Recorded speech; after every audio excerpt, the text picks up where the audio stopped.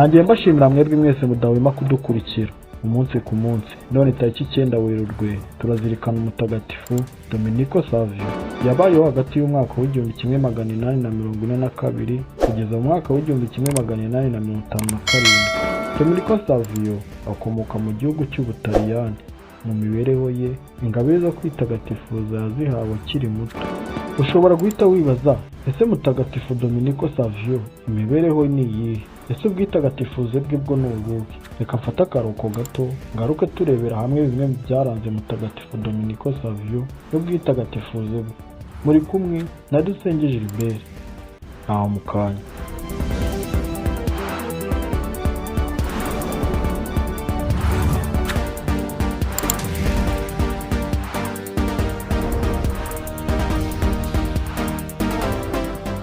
Nkuko nari mbibabwiye, uyu munsi tariki 9 Werurwe turazirikana umutagatifu Dominico Savio.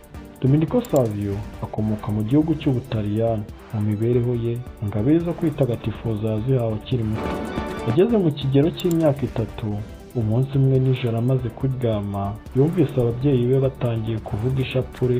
Arabyuka arabasanga ngo nawe bamwigishe gusenga.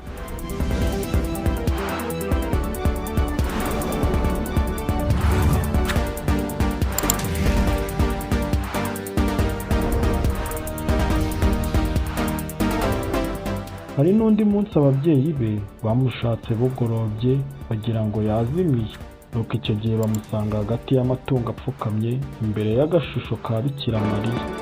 No muri bene ubwo buryo, padiri mukuru yamwemereye guhabwa Ukaristiya ya mbere atari yuzuza imyaka ya ngombwa ibigenewe. Kugeza ku myaka 10, Dominico yajyaga kwiga kuri paruwasi. Padiri akamwigisha ibyo yashoboraga kumwigisha kuko nta mashuri ya bugufi yabaga aho hafi.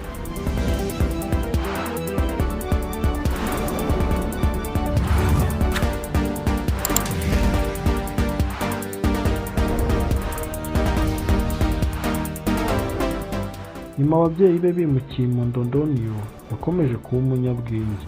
Aba n'umunyeshuri w'intangarugero mu bwitonzi, aho mu ishuri hari ibyo yihanganiraga bikabera abarezi ikimenyetso cy'ubwitagatifuze kandi nyamara akiri muto.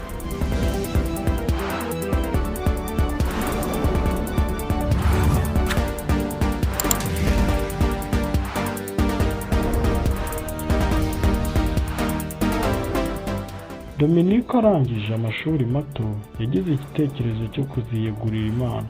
Nibwo abigejeje kuri padiri mukuru wa paruwasi kugira ngo amugire inama. Nuko padiri mukuru amwohereza kwa padiri Yohani Bosco wari waritangiye urubyiruko rwo mu mujyi w'i Torino. Yari amaze gushinga ishuri ry'imyuga kandi yakiraga n'abashakaga kuzaba padiri. Dominico ajya kumureba. Padiri Yohani Bosco amwakirana ibyishimo bya kibyeyi koko.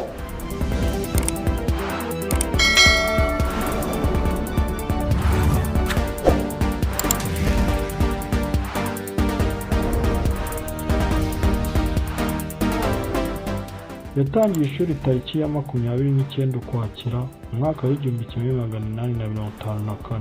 Imyifatire ye no kwitagatifuza kwe byabereye padiri Yohani Bosco urujijo.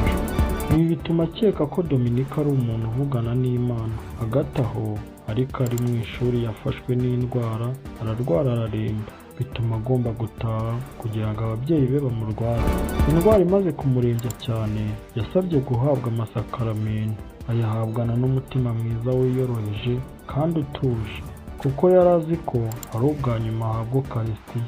Amaze kuvuga isengesho ryo gushimira, avuga n'ituze ati, noneho ndishimye, nibwo koko ngomba gukora urugendo rurerure rugana ubugingo bw'iteka.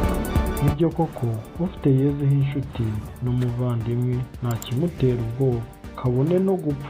Umunsi umwe we wa nyuma, tariki ya 9 Werurwe mu mwaka w'1857, Dominico abyisabiye ahabwa isakaramentu ryo gusigwa kw'abarwayi.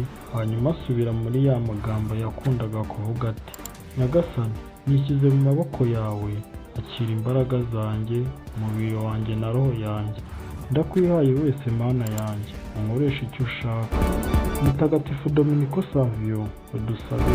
Mbonereho kwifuriza umunsi mwiza mwebwe mwese mwitwa ba Dominique, ba Savio, umunsi mwiza w'abazina banyu mutagatifu. Mwebwe mwese muzirikana umutagatifu Dominico Savio, bifurije kugira umunsi mwiza. Mwari kumwe na Dusenge Gilbert, naho ubutaha.